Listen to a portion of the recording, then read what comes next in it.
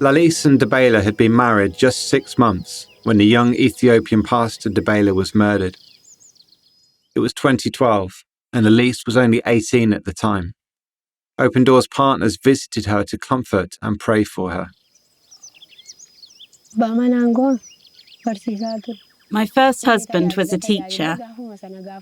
On the day he was killed, he had preached at a church. On his way back home, he walked through an area where many Muslims live.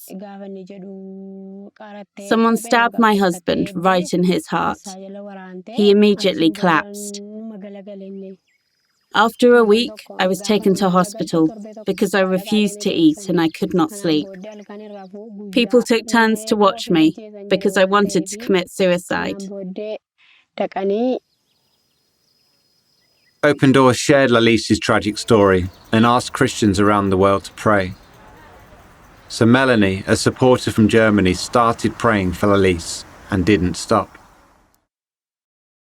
It is terrible to lose someone you love, especially because he was murdered in this awful way. That brought her story close to me. That's why her name got stuck in my head. Sometimes I wondered if it still made sense to pray. But then I told myself, what if she is still alive and needs my help? Well, not my help, but God's help. So I kept on praying, that she would find comfort, knowing that God sees her, that she would sense his presence. After praying every evening for 10 years, Melanie emailed Open Doors to ask if there was any update about Lalise. I was wordless and deeply moved by every word I read from that email, that a supporter is praying for such a long time. I cried and said, Lord, thank you for such people who are taking matters serious and pray for the suffering church. So, back in Ethiopia, Open Doors partners visited Lalise to see how she was now.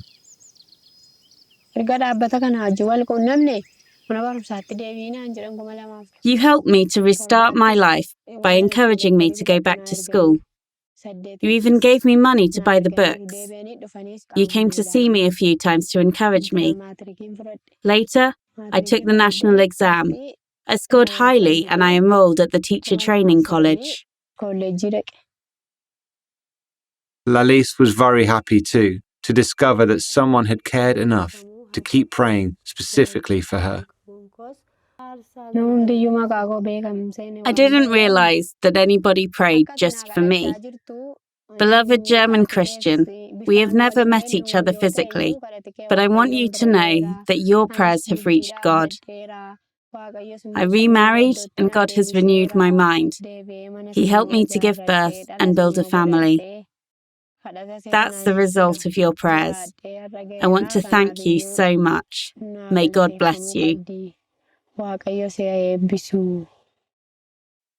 And in Germany, Melanie was encouraged to know that her prayers had been heard.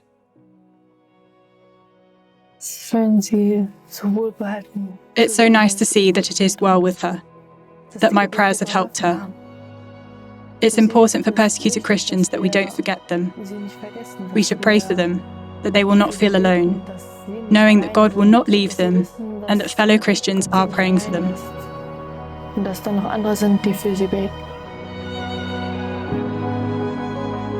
Thank God for Lalise's new start in life.